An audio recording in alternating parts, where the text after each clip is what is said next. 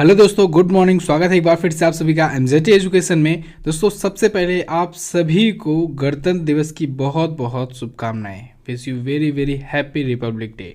आज है 26 जनवरी। आज की इस वीडियो में हम लोग बात करेंगे आज के दिन के सभी इंपॉर्टेंट क्वेश्चंस के बारे में। आज की वीडियो का एक भी पोर्शन मिस मत कीजिएगा। आज जितने भी क्वेश्चन आए हुए हैं सब एक से बढ़कर एक हैं। बहुत ज़्यादा इंपॉर्टेंट क्वेश्चन आए हुए हैं। पूरी वीडियो आपको ध्यान से देखनी है। वीडियो अगर पसंद आए तो वीडियो को लाइक और शेयर कर देना है। और अगर आप हमारे चैनल पर पहली बार आए हैं, वीडियो को पहली बार देख रहे हैं, सब्सक्राइब नहीं किए हैं अभी तक, तो सब्सक्राइब कीजिए, बेल आइकन को प्रेस कीजिए, जिससे आने वाली वीडियोज़ का नोटिफिकेशन भी आपको मिलता रहे। इन सभी वीडियोज़ की फ्री में क्विज सॉल्व करने के लिए, फ्री में पीडीएफ डाउनलोड करने के लिए और भी बहुत सारी चीज़ें पाने के लिए आप हमारे एमजेटी ऐप को डाउनलोड कर सकते हैं गूगल प्ले स्टोर से। अभी दोस्तों 50% का ऑफर चल रहा है ई बुक्स पर, तो अभी आपको ई बुक लेने पर 50% का डिस्काउंट मिल जाएगा। 50 to 70%, किसी किसी ई बुक पर 70% तक का डिस्काउंट है। रिपब्लिक डे ऑफर है, ये रिपब्लिक डे तक ही रहेगा। इंडिया की बेस्ट करंट अफेयर की ई बुक्स अवेलेबल है। हिंदी और इंग्लिश अलग अलग लैंग्वेजेस में अवेलेबल है।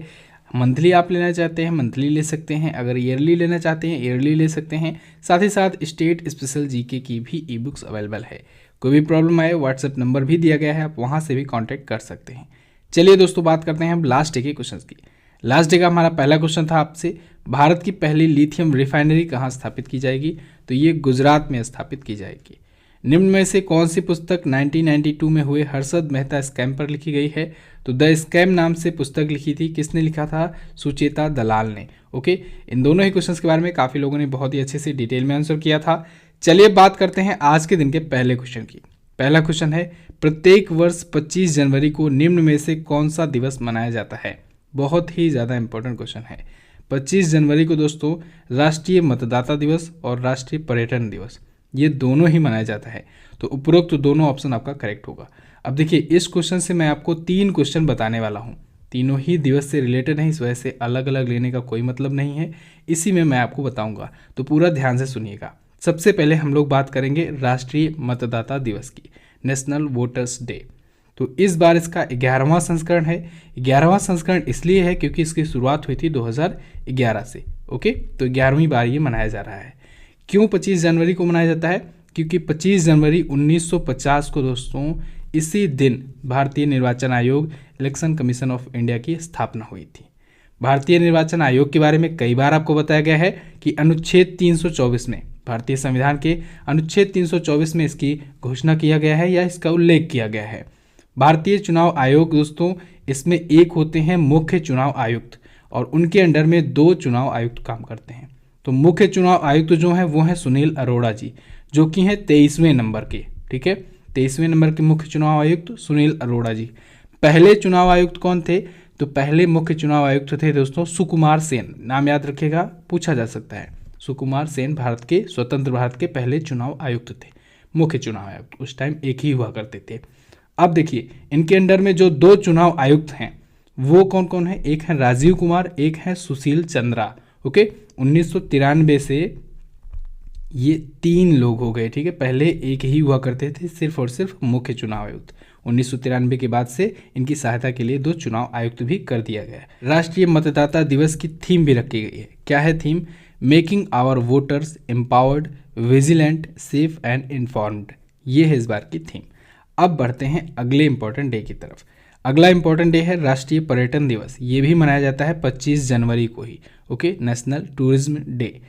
इस दिवस को मनाने का मकसद यही है कि भारत के जितने भी टूरिज्म हैं, प्लेस हैं, उनके प्रति लोगों में जागरूकता फैलाई जाए। ठीक है, साथ ही साथ भारत के टूरिज्म को बढ़ावा दिया जाए।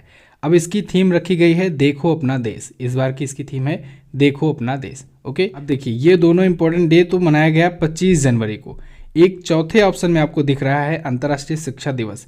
ये दोस्तों 24 जनवरी को मनाया जाता है। इंटरनेशनल एजुकेशन डे 24 जनवरी को मनाया जाता है। ये संयुक्त राष्ट्र महासभा द्वारा घोषित किया गया था। कब? 3 दिसंबर 2018 को यूनाइटेड नेशन की जनरल असेंबली ने इसकी घोषणा की थी। पहली बार मनाया गया 24 जनवरी 2019 को। कब? 24 जनवरी 2019 को पहली बार मनाया गया था। तो इस बार भी मनाया गया। इसकी थीम है इस बार की recover and revitalise education for the covid generation. Clear? ये तीनों इंपॉर्टेंट डे आपको याद होना चाहिए। अगला देखते हैं। अगला क्वेश्चन है, हाल ही में किसने 143 उपग्रहों को एक साथ लॉन्च कर नया विश्व रिकॉर्ड बनाया? ये भी बहुत ही ज़्यादा इंपॉर्टेंट क्वेश्चन है। 143 उपग्रह सैटेलाइट एक साथ लॉन्च किया है स्पेस एक्स ने, और इसने एक नया वर्ल्ड रिकॉर्ड सेट किया है। आपको याद होगा दोस्तों, अभी तक इसरो के नाम रिकॉर्ड था 104 सैटेलाइट एक साथ लॉन्च करने का। 2017 में एक साथ 104 सैटेलाइट, दुनिया के अलग अलग देशों के सैटेलाइट को लॉन्च करके इसरो ने रिकॉर्ड बनाया था। वो रिकॉर्ड अब स्पेस एक्स ने तोड़ दिया है। अमेरिका की प्राइवेट स्पेस एजेंसी है स्पेस एक्स, एलन मस्क की 143 उपग्रह 143 सैटेलाइट एक साथ इसने लॉन्च कर दिया है। किससे लॉन्च किया है? फाल्कन 9 रॉकेट से। वही रॉकेट जो रीयूजेबल है, यानी एक बार जाता है अंतरिक्ष स्टेशन पर, लोगों को छोड़ता है, अंतरिक्ष यात्रियों को छोड़ता है, वहाँ से अंतरिक्ष यात्रियों को लेता है या फिर वहाँ से जो भी सामान होते हैं उनको लेता है और वापस पृथ्वी पर लाता है। यानी रीयूजेबल रॉकेट है, दुनिया का पहला रीयूजेबल रॉकेट है फाल्कन 9। स्पेस एक्स ने इसे बनाया है, तो इसी के द्वारा इस बार सैटेलाइट भेजा जा रहा है। अब इसमें कुछ कॉमर्शियल सैटेलाइट्स हैं, कॉमर्शियल बोले तो भाड़े की सैटेलाइट, ठीक है, जिनका सैटेलाइट लॉन्च करने का ये पैसा लिया है। कुछ क्यूब सैटेलाइट हैं, कुछ माइक्रोसैट हैं, और 10 सैटेलाइट इसके स्टार लिंक प्रोजेक्ट के लिए हैं। स्टार लिंक प्रोजेक्ट याद रखिएगा, ये भी स्पेस एक्स का ही है। ओके, स्पेस एक्स के मालिक कौन है? एलन मस्क हैं। एलन मस्क ही दोस्तों टेस्ला कंपनी के भी मालिक हैं, और अभी हाल ही में 1-2 दिनों के लिए ये बन गए थे दोस्तों दुनिया के सबसे अमीर व्यक्ति। हालांकि फिर से जेफ बेजोस ने इनको पीछे कर दिया, एलन मस्क को। ओके, टेस्ला ने दोस्तों अभी बेंगलुरु में, इंडिया के बेंगलुरु में इन्वेस्टमेंट करने की घोषणा की है। बेंगलुरु में भी ये आ चुका है। चलिए अब बात करते हैं अगले क्वेश्चन की। अगला क्वेश्चन है, हाल ही में किसे उत्तराखंड का एक दिन का मुख्यमंत्री बनाया गया? ये भी इंपॉर्टेंट क्वेश्चन है। तो अभी हाल ही में सृष्टि गोस्वामी को एक दिन का उत्तराखंड का मुख्यमंत्री बनाया गया है, चीफ मिनिस्टर बनाया गया है। 24 जनवरी को राष्ट्रीय बालिका दिवस के अवसर पर इनको बनाया गया। सृष्टि गोस्वामी दोस्तों 19 वर्षीय स्टूडेंट हैं, छात्रा हैं, बीएससी एग्रीकल्चर की, हरिद्वार की ये रहने वाली हैं, उत्तराखंड की। तो उत्तराखंड के जो सीएम हैं त्रिवेंद्र सिंह रावत जी, इनकी अनुमति के बाद ही इनको बनाया गया है। सृष्टि गोस्वामी दोस्तों 2018 से ही बाल राज्य विधानसभा जो है उसकी मुख्यमंत्री भी रही हैं। तो इनको एक दिन का उत्तराखंड का मुख्यमंत्री बनाया गया था। ओके, 24 जनवरी को। अब आया है उत्तराखंड। तो उत्तराखंड देखिए मैप में, ये रहा उत्तराखंड। देहरादून इसकी राजधानी है, और अभी हाल ही में गैरसैंण को, किसे? गैरसैंण को दोस्तों ग्रीष्मकालीन राजधानी बनाया गया है उत्तराखंड का। त्रिवेंद्र सिंह रावत जी बीजेपी पार्टी से यहाँ के हैं चीफ मिनिस्टर। उत्तराखंड दोस्तों अलग हुआ था उत्तर प्रदेश से ही। कब अलग हुआ था? उत्तर प्रदेश से ये 9 नवंबर सन 2000 को अलग हुआ था। 27वें भारतीय राज्य के रूप में अलग हुआ था। अपना बॉर्डर किससे किससे शेयर करता है? ये हिमाचल प्रदेश से और उत्तर प्रदेश से अपना बॉर्डर शेयर करता है। हरियाणा से अपना बॉर्डर नहीं शेयर करता है उत्तराखंड। उत्तराखंड के सीएम हैं त्रिवेंद्र सिंह रावत जी बीजेपी पार्टी से। गवर्नर हैं Baby Rani Maurya. Jim Corbett national park Bharat का सबसे पहला, सबसे पुराना नेशनल पार्क है उत्तराखंड में ही। उत्तराखंड हाईकोर्ट के अभी हाल ही में नए चीफ जस्टिस नियुक्त किए गए हैं। कौन? राघवेंद्र सिंह चौहान जी नियुक्त किए गए हैं, RS चौहान। बहुत इंपॉर्टेंट है, इसको याद रखिएगा आप लोग। चलिए बात करते हैं अगले क्वेश्चन की। अगला क्वेश्चन है, हाल ही में किस राज्य सरकार ने एक पौधा सुपोषित बेटी के नाम नामक योजना शुरू की? तो अभी हाल ही में राजस्थान सरकार ने इसे शुरू किया है, एक पौधा सुपोषित बेटी के नाम की एक योजना। ये योजना दोस्तों बेसिकली गर्भवती महिलाओं और बच्चों के पोषण के महत्व के बारे में जागरूकता फैलाने के लिए किया गया है शुरू। कहाँ पर शुरू किया गया है? राजस्थान के सिरोही में। राजस्थान के सिरोही में ये शुरू किया गया है। ये केंद्र सरकार की जो बेटी बचाओ बेटी पढ़ाओ योजना है, काफ़ी फेमस योजना, उसी के तहत इसको भी शुरू किया गया है। इसके तहत दोस्तों जब बालिका का जन्म होगा, यानी बेटी का जन्म होगा, तब जिला प्रशासन के द्वारा एक प्लांट, एक पौधा गिफ्ट किया जाएगा। क्लियर? तो राजस्थान ने इसे शुरू किया है। राजस्थान के बारे में भी देख लीजिए। ये रहा भारत का सबसे बड़ा राज्य राजस्थान। जयपुर यानी पिंक सिटी है राजस्थान की राजधानी। अशोक गहलोत जी कांग्रेस पार्टी से यहाँ के हैं चीफ मिनिस्टर। गवर्नर हैं Kalraj Mishra. Sariska tiger Bihar, Ranthambore national park और केवला देवघरना पक्षी विहार, ये है राजस्थान में ही। राजस्थान हाईकोर्ट, इसके चीफ जस्टिस हैं इंद्रजीत मोहंती। कौन है? इंद्रजीत मोहंती जी हैं। अगला देखते हैं। अगला है, विश्व के सबसे बड़े करंट अकाउंट सरप्लस के मामले में शीर्ष देश कौन है? तो शीर्ष देश बन गया है दोस्तों चाइना। विश्व के सबसे बड़े करंट अकाउंट सरप्लस के मामले में, यानी कि चालू खाता जो होता है उसमें सबसे अधिक बचत वाला देश बन गया है चाइना। चाइना ने जर्मनी को पीछे कर दिया है। ठीक है, जर्मनी अब सेकेंड पोजीशन पर आ गया है। फर्स्ट पर है चाइना, सेकेंड पर जर्मनी है, थर्ड पर कौन है? थर्ड पर है जापान। अभी हाल ही में ये रिपोर्ट जारी की गई है IFO इंस्टीट्यूट द्वारा, जो कि म्यूनिख में है। म्यूनिख के IFO इंस्टीट्यूट के द्वारा ये रिपोर्ट जारी किया गया है। इसमें बताया गया है कि वर्ष 2020 में चाइना के करंट अकाउंट का सरप्लस 2 गुना से ज़्यादा बढ़ गया और जर्मनी को पीछे छोड़कर $310 बिलियन हो गया है। वहीं दुनिया का सबसे बड़ा चालू खाता घाटे वाला देश संयुक्त राज्य अमेरिका बना। ओके, चलिए अगला देखते हैं। अगला क्वेश्चन है, हाल ही में किसने राजस्थान सीमा पर ऑपरेशन सर्द हवा शुरू किया? तो अभी हाल ही में BSF ने, बॉर्डर सिक्योरिटी फोर्सेज ने दोस्तों ऑपरेशन सर्द हवा शुरू किया। राजस्थान बॉर्डर पर, पश्चिमी अंतर्राष्ट्रीय सीमा पर यह शुरू किया गया है। इसका मेन पर्पज़ ये है, उद्देश्य ये है कि घने कोहरे के बीच जो घुसपैठ की घटनाएं हो जाती हैं, सामने आती हैं, उनको रोकना, उनकी जांच करना। ठीक है, और ख़ास तौर से भारतीय गणतंत्र दिवस है आज, तो इन दिनों में बहुत ज़्यादा घुसपैठ की घटनाएं होती हैं। तो ऐसे टाइम पर सप्ताह भर के लिए अभियान चलाया जा रहा है। सप्ताह भर बोले तो 21 जनवरी से ये शुरू किया गया है, चलेगा 27 जनवरी तक, यानी कल तक ये अभियान चलेगा। ठीक है, ऑपरेशन सर्द हवा चलेगा। BSF के द्वारा ये शुरू किया गया है। बॉर्डर सिक्योरिटी फोर्सेस के बारे में जानिए। इसकी स्थापना हुई थी 1 दिसंबर 1965 को। 1965 को स्थापना हुई थी। अभी 1 दिसंबर को ही इसका स्थापना दिवस भी मनाया गया है। नई दिल्ली में हेडक्वार्टर है। राकेश अस्थाना जी हैं BSF के वर्तमान में महानिदेशक। अच्छा, BSF जो है दोस्तों, ये दुनिया की सबसे बड़ी बॉर्डर सिक्योरिटी है। चलिए अगला देखते हैं। अगला क्वेश्चन है, उत्तर प्रदेश राज्य स्थापना दिवस कब मनाया जाता है? तो उत्तर प्रदेश का राज्य स्थापना दिवस दोस्तों प्रत्येक वर्ष 24 जनवरी को मनाया जाता है। 24 जनवरी 1950 को उत्तर प्रदेश स्वतंत्र भारतीय राज्य के रूप में गठित हुआ था। उत्तर प्रदेश के रूप में गठित हुआ था। तो इस बार इसका 71वां स्थापना दिवस मनाया गया है। ओके, अब देखिए, उत्तर प्रदेश का बहुत ही पुराना इतिहास रहा है। इन सब के बारे में मैंने आपको जो UP GK की स्पेशल ई बुक दी हुई है, पूरा का पूरा सब कुछ डिटेल में बताया हुआ है कि इसके पहले कब कब नाम इसका कैसे कैसे चेंज किया गया, इसके पहले मुख्यमंत्री, पहले राज्यपाल, पहले कौन कौन क्या क्या बने, सब कुछ बताया गया है। ऐसे ही हमारी जो भी स्टेट स्पेशल ई-बुक आ रही हैं सीरीज़ में, जैसे कि अभी UP की आ गई है, बिहार की आ गई है, MP की बहुत जल्द लॉन्च होने वाली है, इसके बाद राजस्थान की आएगी। इन सब में मैं आपको स्टेट बाय स्टेट सब कुछ डिटेल दे रहा हूँ, जिससे जो स्टेट एग्जाम की प्रिपरेशन कर रहे हैं उनके लिए हेल्पफुल साबित हो सके।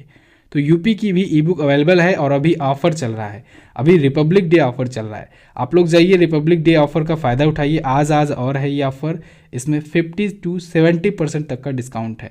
इन सब का आप फ़ायदा उठाया कीजिए।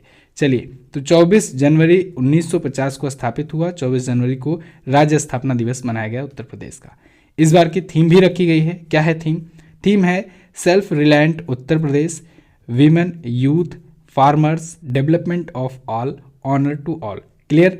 अब ये देखिए, 24 जनवरी हो गया। इसी में एक और क्वेश्चन मैं आपका लिंक कराता हूँ, यानी कि 25 जनवरी। 25 जनवरी को दोस्तों हिमाचल प्रदेश का स्थापना दिवस मनाया गया।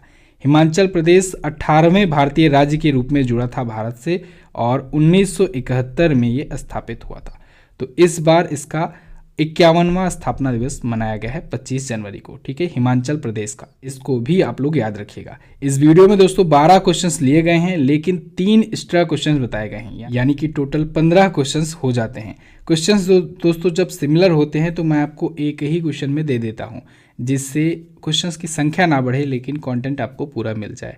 तो आप लोग वीडियो को पूरा डिटेल में देखा करो। ठीक है, बहुत लोग होते हैं सिर्फ PDF से पढ़ना चाहते हैं। PDF से आप पढ़ तो सकते हो, लेकिन एग्ज़ाम टाइम पर पढ़ो तो ज़्यादा बेटर रहेगा। अभी अगर आपके पास टाइम है तो आप लोग वीडियो देखना ज़्यादा प्रेफर किया करो। अगला क्वेश्चन है, 51वें IFFI में गोल्डन पिकॉक अवार्ड किसने जीता? ये भी बहुत ही ज़्यादा इंपॉर्टेंट क्वेश्चन है। आज सभी क्वेश्चन बहुत ज़्यादा इंपॉर्टेंट आए हुए हैं। अभी दोस्तों अंतर्राष्ट्रीय फिल्म फेस्टिवल ऑफ इंडिया समाप्त हुआ है। 51वां संस्करण उसका समाप्त हुआ है और इसमें गोल्डन पिकॉक अवार्ड मिला है इनटू द डार्कनेस फिल्म को। किसे? इनटू द डार्कनेस फिल्म को। बहुत ही इंपॉर्टेंट क्वेश्चन होता है ये गोल्डन पिकॉक अवार्ड। ये क्वेश्चन पूछा जाता है। तो गोवा में ये आयोजित हुआ दोस्तों। इसका 51वां संस्करण था। Indian personality of the year का भी अवार्ड दिया गया। किसे मिला है? वो मिला है विश्वजीत चटर्जी को। किसे? विश्वजीत चटर्जी को। अगर समय रहा तो इस पर एक डेडिकेटेड वीडियो बना दूंगा। कुछ चीज़ें हैं जो जान लीजिए फिर से, जैसे फोकस कंट्री अभी हाल ही में चुना गया था बांग्लादेश को। शुरुआत में ही फोकस कंट्री चुन ली जाती है, जिसका मतलब होता है उस देश की कुछ फिल्मों को दिखाना, ठीक है, जिससे कुछ सीखा जा सके। इसके बाद ज्यूरी चेयरमैन चुना गया था पाब्लो सेसर को। किसे? पाब्लो सेसर को ज्यूरी चेयरमैन चुना गया था। ये सब मैं आपको शुरुआत में बता चुका हूँ जब ये शुरू होने वाली थी। अच्छा, यहाँ पर आपको दिख रहा है पाताल लोक। पाताल लोक दोस्तों अभी बेस्ट वेब सीरीज चुनी गई थी।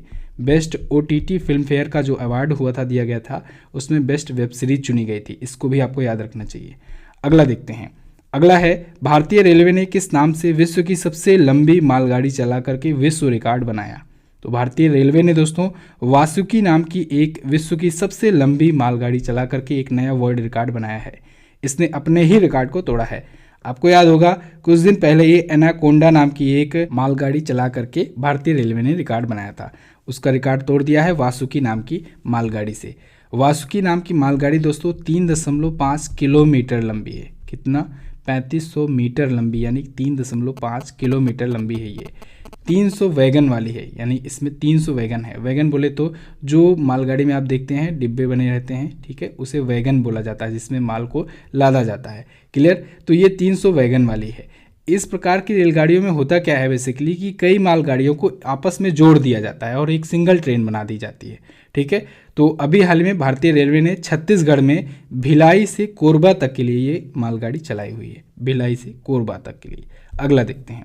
अगला है किस देश के प्रधानमंत्री खुरलसुख उखना ने अपनी कैबिनेट के साथ इस्तीफा दिया? तो अभी हाल ही में मंगोलिया के प्रधानमंत्री खुरलसुख उखना ने अपनी पूरी की पूरी कैबिनेट के साथ इस्तीफा दे दिया है। इस्तीफा क्यों दिया इन्होंने?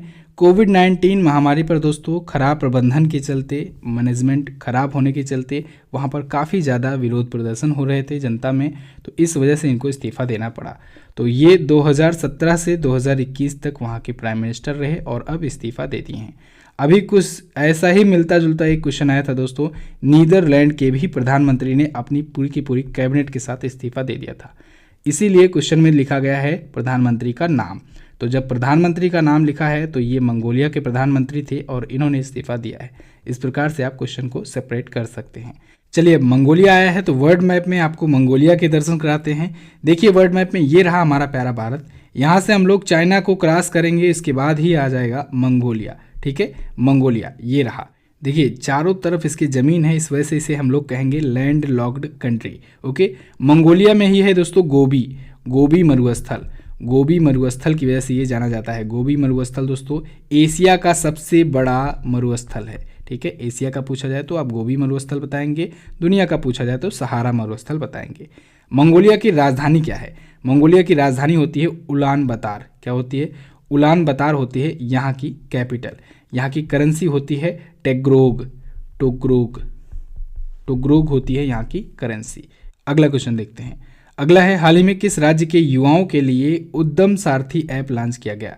तो अभी हाल ही में दोस्तों उत्तर प्रदेश ने युवाओं के लिए उद्यम सारथी ऐप लॉन्च किया है। उद्यम सारथी ऐप उत्तर प्रदेश के सीएम योगी आदित्यनाथ जी ने उत्तर प्रदेश के 71वें स्थापना दिवस यानी 24 जनवरी को अभी हाल ही में उद्यम सारथी ऐप लॉन्च किया है। इस ऐप के जरिए दोस्तों जो युवा होंगे वो राज्य भर में सेल्फ एम्प्लॉयमेंट से लेकर के जॉब से रिलेटेड और भी जो भी इससे रिलेटेड जानकारियां होंगी, इन्फॉर्मेशन होगी, वो प्राप्त कर सकेंगे इस एप्लीकेशन के माध्यम से। उत्तर प्रदेश के बारे में तो हम लोग जान ही लिए हैं। अगला देखते हैं। प्रधानमंत्री राष्ट्रीय बाल पुरस्कार 2021 के तहत कितने बच्चों को सम्मानित किया गया? तो अभी हाल ही में 32 बच्चों को सम्मानित किया गया है प्रधानमंत्री राष्ट्रीय बाल पुरस्कार 2021 के तहत। ये 32 बच्चे दोस्तों देश भर के 21 राज्यों और केंद्र शासित प्रदेशों से आए हुए हैं। इन 32 बच्चों को सम्मानित किया गया है। ये बच्चे कला, संस्कृति, इनोवेशन, साइंस, सोशल सर्विसेज और ब्रेवरी के लिए चुने गए हैं, ठीक है। इनको सम्मानित किया गया है। प्रत्येक वर्ष प्रधानमंत्री राष्ट्रीय बाल पुरस्कार दिया जाता है, इस बार भी दिया गया है। अच्छा दोस्तों, पद्म पुरस्कारों की भी घोषणा हो गई है। आज उसकी एक स्पेशल वीडियो भी आपको मिल सकती है। और आज क्योंकि क्वेश्चन बहुत ज़्यादा हो गए थे, वीडियो बहुत ज़्यादा लंबी जा रही थी, तो पद्म पुरस्कार को हम लोग कल की वीडियो में कवर अप करेंगे। क्लियर? तो बस दोस्तों, आई होप आपको वीडियो पसंद आई होगी। आज की वीडियो में काफ़ी ज़्यादा इंपॉर्टेंट क्वेश्चंस थे और ये वीडियो बहुत ही ज़्यादा इंपॉर्टेंट है। इसको 1-2 बार देख लीजिएगा कोशिश करके। चलिए, वीडियो अगर पसंद आई है तो लाइक कर दीजिए, जल्दी से शेयर कर दीजिए अपने दोस्तों के साथ। और अगर आपने अभी तक चैनल को सब्सक्राइब नहीं किया है, सब्सक्राइब ज़रूर कीजिए। चलिए बात करते हैं क्वेश्चन ऑफ द डे की। आज का पहला क्वेश्चन है आपके लिए, निम्न में से किस कारण से 24 जनवरी को राष्ट्रीय बालिका दिवस मनाया जाता है? अगला, आईटीबीपी के वर्तमान महानिदेशक कौन हैं? दोनों क्वेश्चंस के बारे में जो पता हो डिटेल में आंसर कीजिएगा। वीडियो अब आप देख लियो हो, जाओ जल्दी से एमजीटी ऐप ओपन करो, क्विज इसकी सॉल्व कर डालो। क्विज सॉल्व करने के साथ साथ आपको पीडीएफ भी मिल जाएगी, पीडीएफ भी डाउनलोड कीजिए। वहीं एप्लीकेशन पर ऑफर चल रहा है, ऑफर का जाइए फ़ायदा उठाइए। वीडियो को यहाँ तक देखने के लिए बहुत बहुत धन्यवाद। मिलते हैं अगली वीडियो में, तब तक के लिए नमस्कार, जय हिंद, वंदे मातरम।